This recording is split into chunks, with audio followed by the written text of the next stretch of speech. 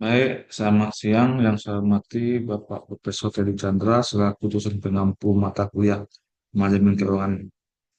Izinkan saya Triwijaya, mahasiswa S2 program studi Master Manajemen, ingin menjelaskan kembali materi yang sudah dipelajari sebelumnya di mata kuliah eh,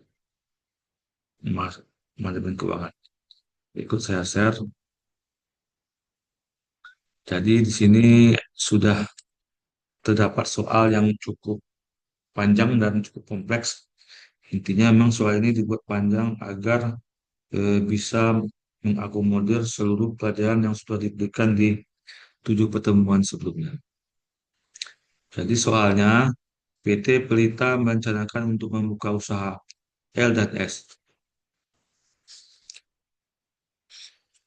Masing-masing biayanya itu adalah 1.000 juta, di mana 200 juta itu dibutuhkan untuk moker dan 800 juta untuk investasi. Adapun struktur modalnya ada tiga: hutang 25%, saham preferred atau saham istimewa 15%, dan saham biasa 60%.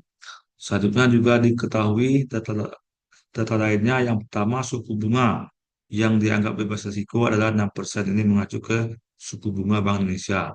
Selanjutnya, return yang diharapkan di pasar 10%, pajak perusahaan 30%, risiko pasar perusahaan atau beta 1,2, harga saham saat ini adalah 1000, dividen yang dibagikan tahun lalu sebesar 200, dan reinvest 10%.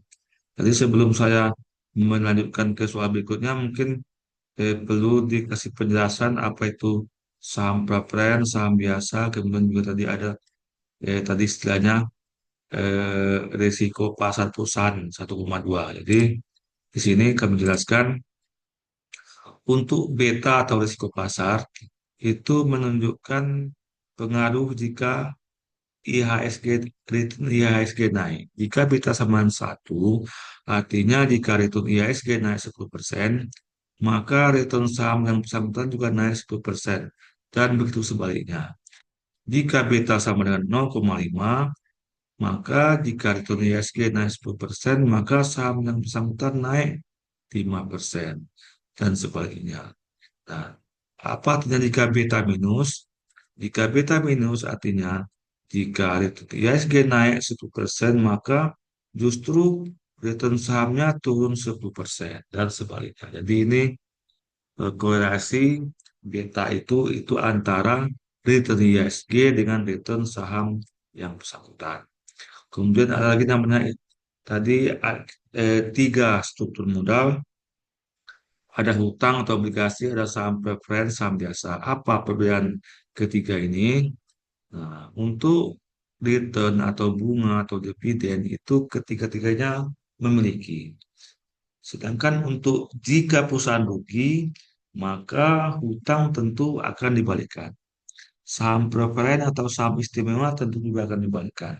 Tapi saham biasa itu tidak dibalikkan. Selanjutnya, hak suara.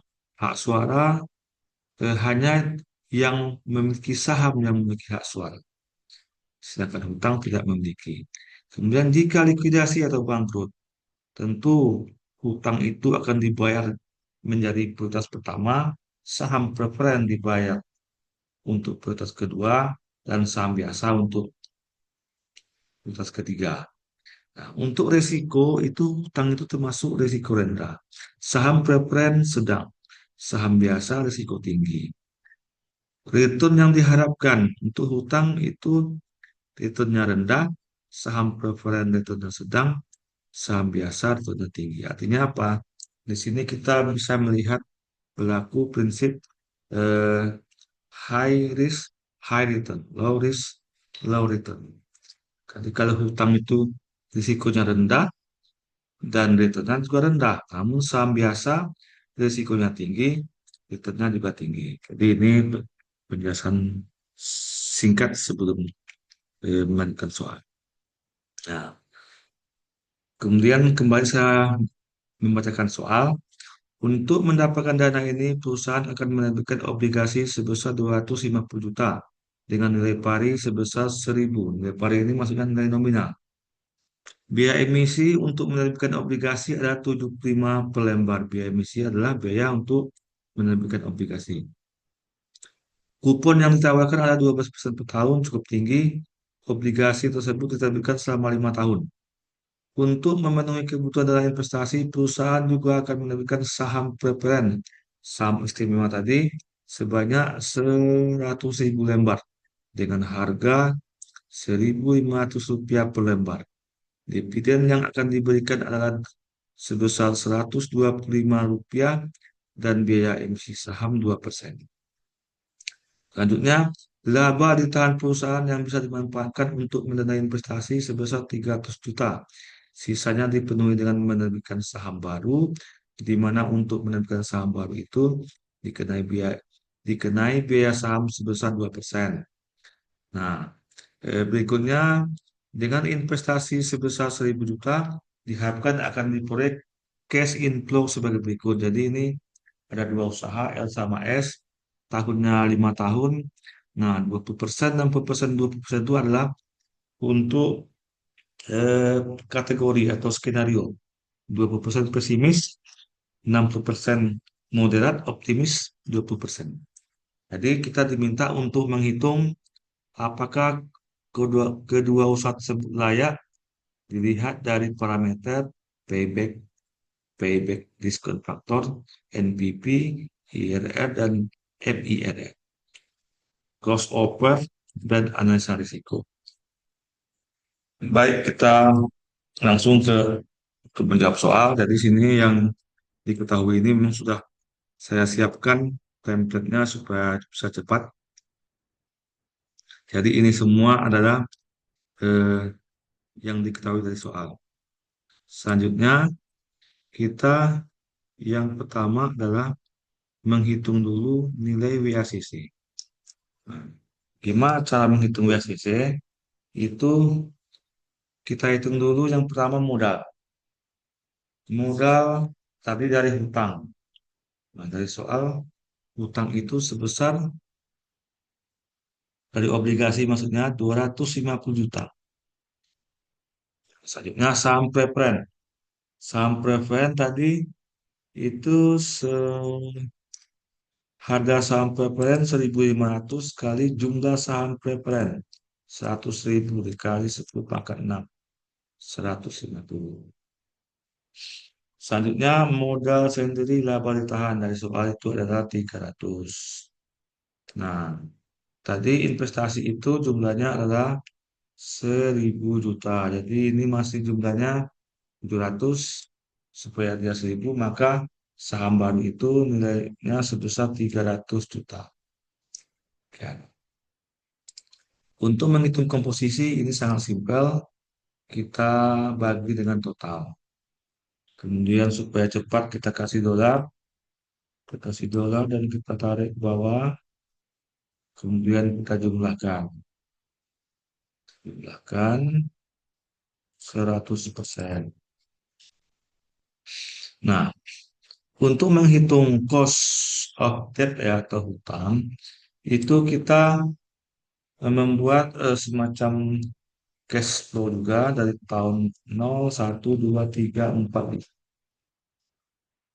Yang pertama tadi eh, 925 tadi kan harga harga diskon obligasi 925 gitu ya.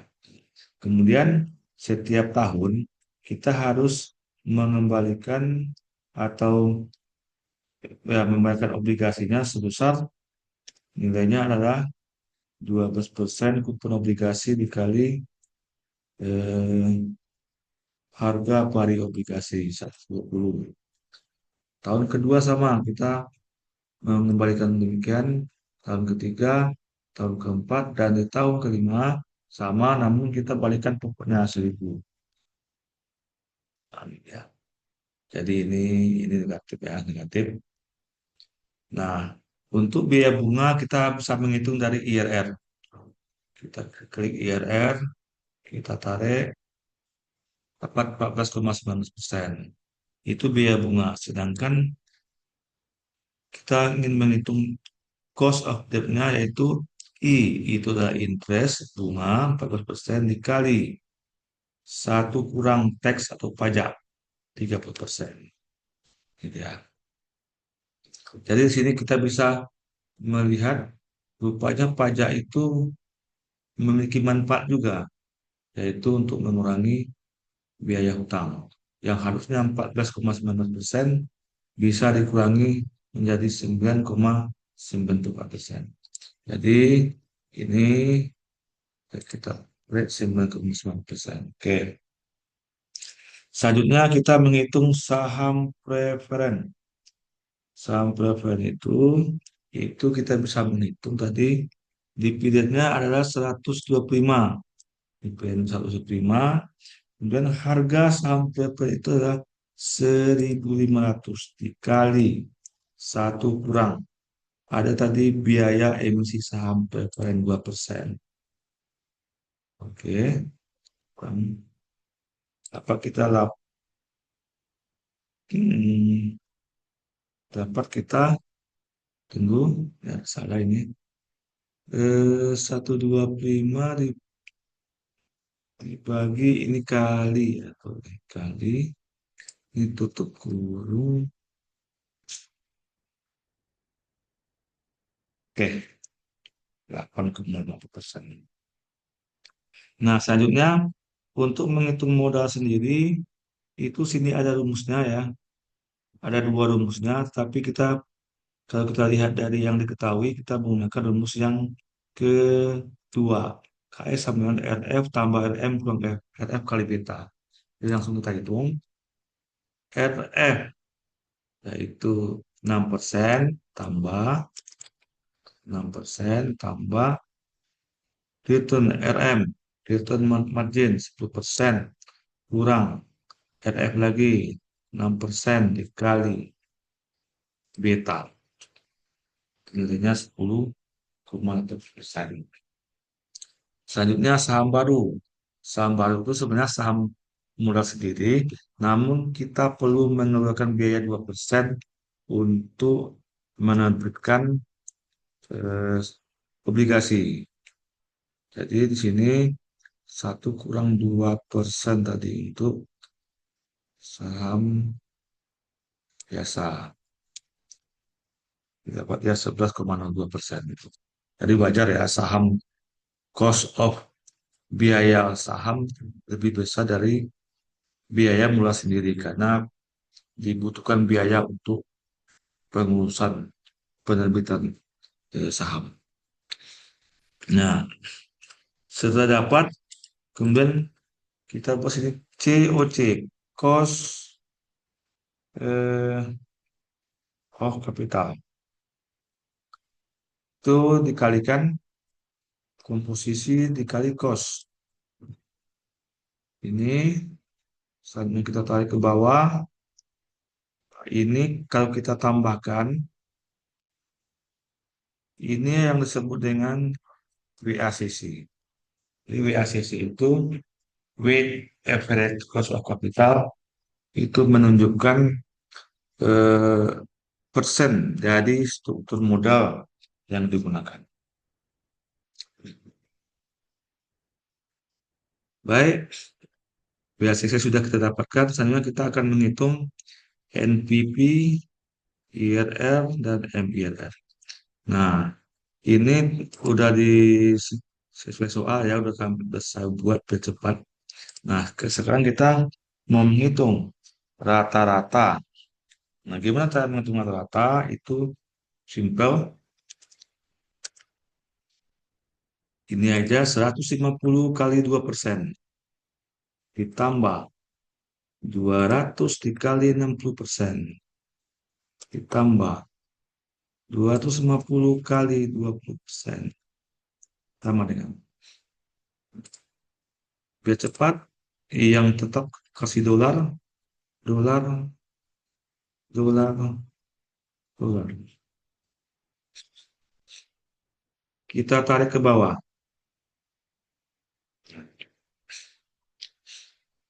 Kemudian ini PV ini adalah present value yang kita bahas di pertemuan pertama.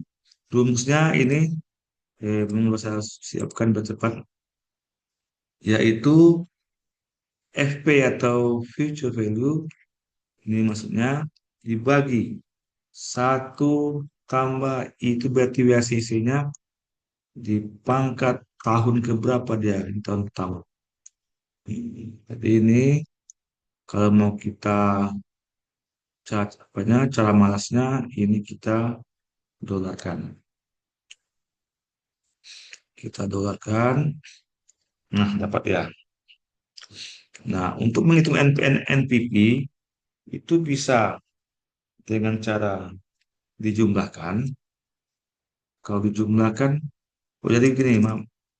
Eh,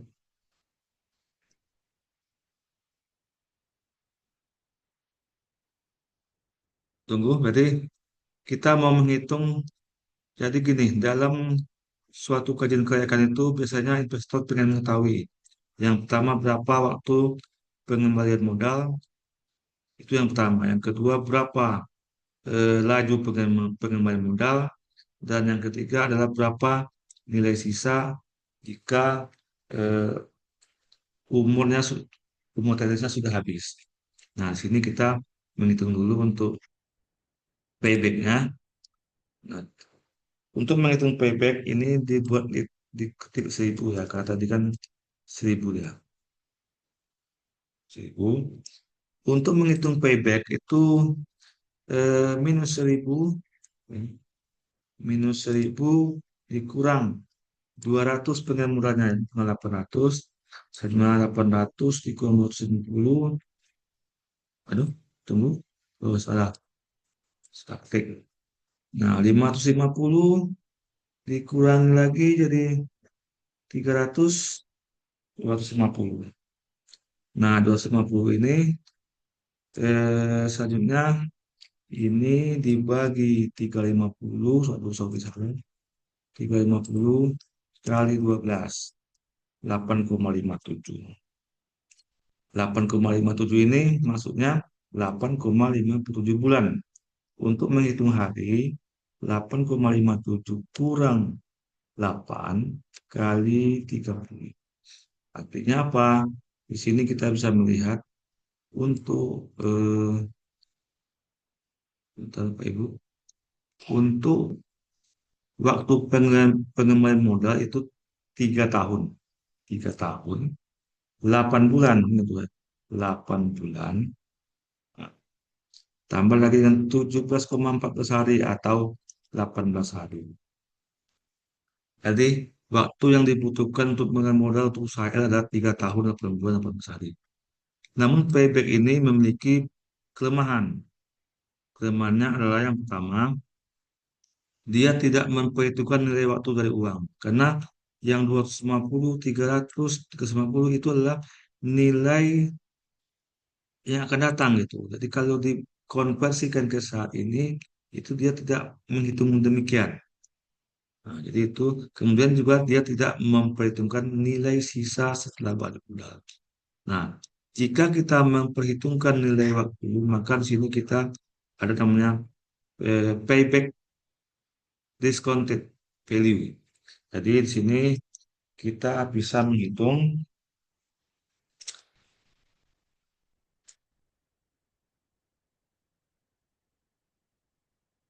800 ini itu kita bagi ya. Satu, bentar,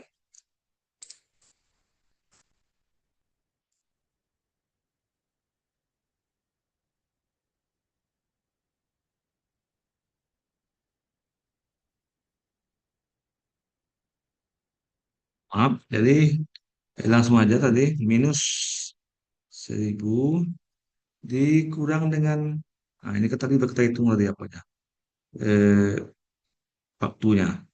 Kemudian 818 kurang 205, 613 dikurang 23, 389 dikurang 236.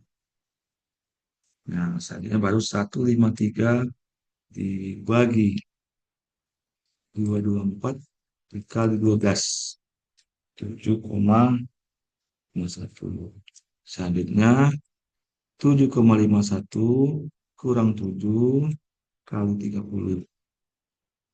Nah, di sini kita bisa melihat 4 tahun, 7 bulan, 16 hari.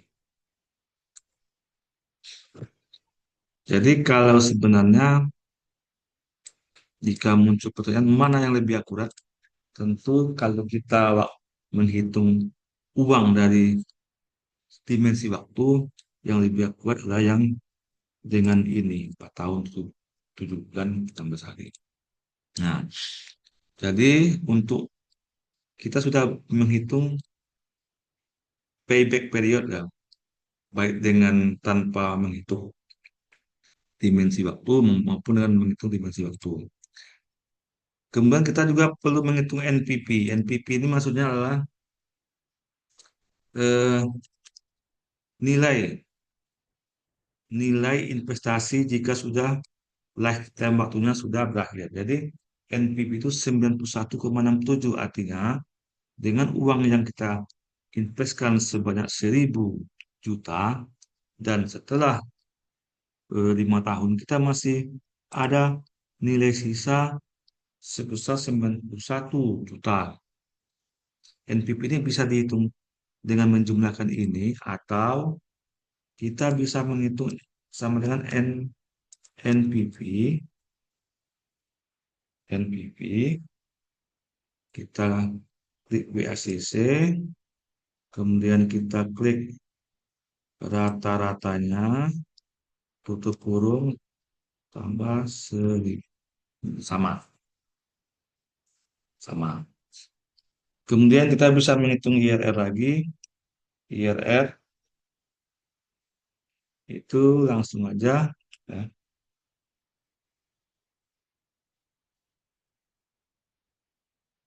IRR, IRR, dalam kurung, 13,4%. Kemudian menghitung MIRR. MIRR ini dihitung adalah kita klik, kita klik, kemudian nilai BACC, kemudian reinvest. Sorry, tinggal MIRR. Nah, dapat dia 12,14%. Jadi, kita bisa menghitung payback period yang tadi, baik dengan cara yang tanpa menghitung dimensi waktu, maupun dengan menghitung dimensi waktu. Kemudian NPP-nya 91, kira-kira 13,5%. Jadi kalau seandainya suku bunga Bank Indonesia itu, tadi WACC itu 10,31%. Jadi memang proyek ini layak dilaksanakan karena lebih tinggi dibandingkan dengan IRR-nya dibandingkan dengan WACC. Nah, selanjutnya untuk menghitung varians, ya, varians itu dihitung dengan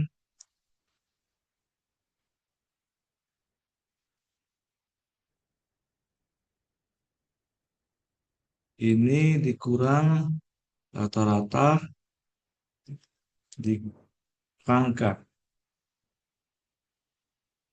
2 kali tahun, ya, ditambah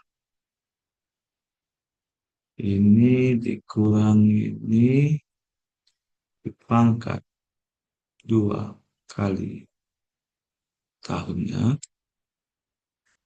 ditambah 250 dikurang 200, 200 dipangkat 2, 2 kali tahun. Cukup.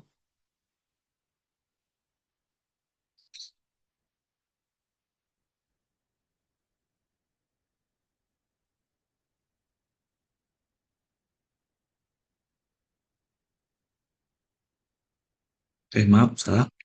Ada sedikit kesalahan. Ini bukannya ke sini dia tapi dikalikan dengan, sorry, ada kesalahan teknis 20%. Ini B26 diganti dengan 60%. B26 ini diganti dengan, nah, entar. Lalu,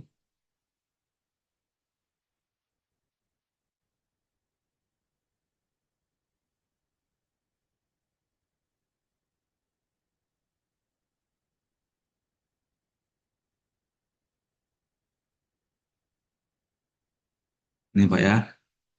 C, oke. Jadi variannya 1000. Untuk menghitung ke bawah, itu kita cukup tadi yang 26 ini kita kasih dolar, 24. Oke, kasih dolar. Selanjutnya kita tarik ke bawah, 1000. Kemudian untuk menghitung standar NBP, itu rumusnya adalah varian dibagi 1 tambah WACC dipangkat dianggap 2 kali tahun 81,87. Oke. Nah, ini kita kunci WACC-nya. WACC kemudian kita tarik 821. Nah, maka variannya itu adalah itu dijumlahkan, sum. Jumlahkan dapat 2,3, sementara standar itu adalah STD itu adalah akar dari varian atau pangkat 0,5. Selanjutnya Z itu adalah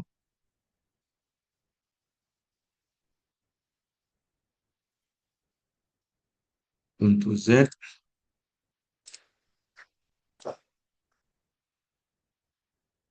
Z ini sudah ada rumusnya. Z itu X kurang mu ya. 0 dikurang 0 dikurang NPP 91 dibagi STD yang K33. Ini dia, minus 1,71. Sedangkan probability kerugian rumusnya adalah sama dengan 0, 0 S DIST Z. Nah,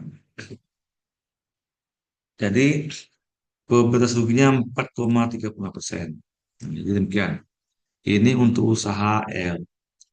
Selanjutnya untuk usaha S, karena kita sudah memiliki format biar cepat, kita bisa mengcopy. Rata-rata ini karena rumusnya sama, saya copy.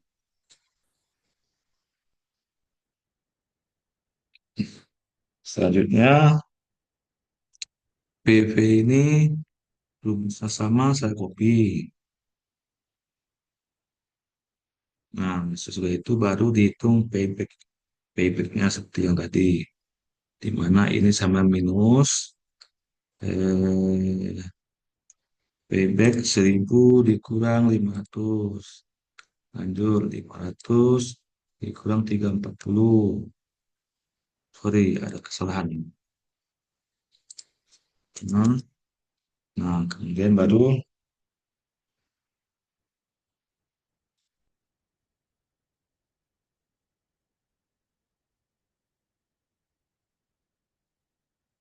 maaf, ini kayaknya ada kesalahan ini. Oh iya, salah ini. Ini saya bawa ke sini aja. Saya bawa ke sini. Oke, baru ditarik. Baru benar. 335. 165, selanjutnya baru 165 dibagi 250 kali 12 bulan. Kemudian 7,92 dikurang 7 kali 30 hari sebulan. Didapat ya 2 tahun, 7 bulan, 28 hari. Inilah waktu penunduannya jika memakai PBP tanpa dimensi waktu. Jika kita menggunakan PBP dengan dimensi waktu, maka didapat 546 dikurang 275. Oke, ini dibagi, sorry, masih bisa. 186, 85,12 dibagi 145 kali 12. 7,03. Selanjutnya 7,03 kurang 7 kali 30.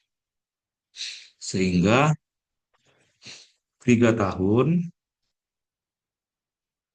7 bulan, 1 hari. 4.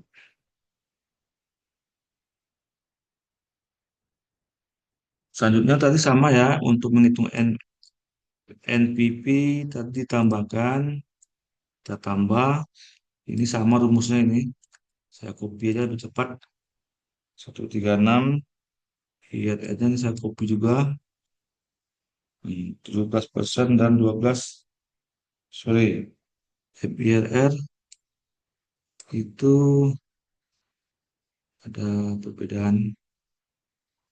perbedaannya, saya hapus lagi. MIRR sama dengan eh,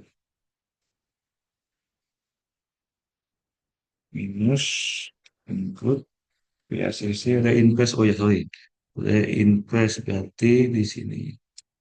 Oke, 12,99. Nah, selanjutnya varian tadi memang nggak bisa di copy nih, tapi copy dulu, nanti dikoreksi. Ini saya tarik ke sini. Oke,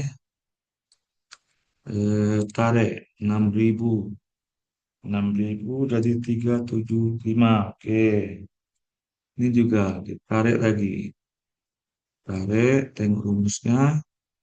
Kita tarik ke sini. Oke, 4931. Lanjut. Nah, ini kita copy aja karena bersama. 9893, 9947, minus 1537. Oke, jadi Bapak Ibu kita sudah menyelesaikan dua ya, usaha L, usaha M. Sekarang kita mau membandingkan. Membandingkan eh, usaha L dan usaha MS. Nah, usaha tahun pertama minus ya, minus 1.000, ini juga minus 1.000. Kita kopikan aja yang ini, yang usaha L, copy, aduh sorry, kita copy dulu. Yang usaha S, kita copy. Selanjutnya selisih, kita selisihkan L sama S, tarik ke bawah. Nah, untuk perhitungan crossover ya, crossover ini maksudnya titik impas atau titik equilibrium. Jadi kita bisa menghitungnya dari sama dengan IRR. IRR dapat ya 5,61%. Nah, di sini kita hitung equilibriumnya. Jadi dari 0%, 0%, 5%, kita pakai ini 5,61, kemudian 10%, 15%, 20%, 25%. Nah, gimana ngitungnya? Ini yang mau hitung NPP ya, berarti sama NPP, buka kurung WACC, Kita lagi tadi BACC 1,31%, koma. Yang apa itu ini tutup kurung tambah.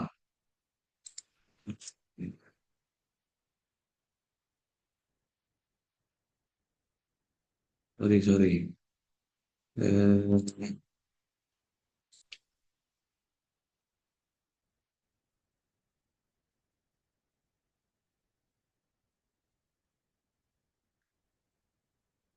ini apa ya? Jadi BACC-nya sudah. Kemudian ini kita tarik ke bawah. Ini nggak usah berwarna dulu. Kita tarik ke bawah. Kita tarik ke bawah. Sudah dapat. Selanjutnya, usaha S juga sama. Yaitu NPP, buka kurung, WACC-nya. WACC-nya di sini ya. WACC-nya di sini, koma. Ini tambah. Nah, 40,25 ini saya tarik bawah. Jadi tadi ini saya kuningkan, itu adalah eh, equilibrium ya, equilibrium. Nah, selanjutnya kita kita lihat kita buat grafik grafik insert grafik kita cari yang cat eh, bentar kok dia begini garisnya 500 200 minus 41 156 2 minus 1 425. Oh, maaf, ini ada yang salah, belum di apa, belum di dolar kan. Ini saya dolar dulu, yang tetap itu adalah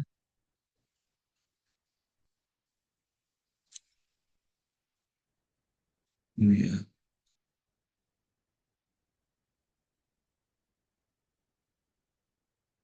25 ini setelah bawah. Nah, jadi ini Bapak, udah kita buat apanya, kita kasih judul cross over analysis. Nah, dari sini kita bisa melihat ya, yang dari dua perbandingan ini, itu mana yang lebih bagus. NPP kan semakin tinggi semakin bagus. Jika WACC-nya rendah, itu yang L ini lebih bagus. Nah, namun jika di atas 10%, itu lebih bagus yang usaha S. Nah, kemudian kita bandingkan mana yang lebih bagus ya, usaha S atau usaha L. Kalau usaha L tadi payback periodnya payback periodnya ini ya, saya besarkan sedikit, 3 tahun. Kalau diskonnya itu nanti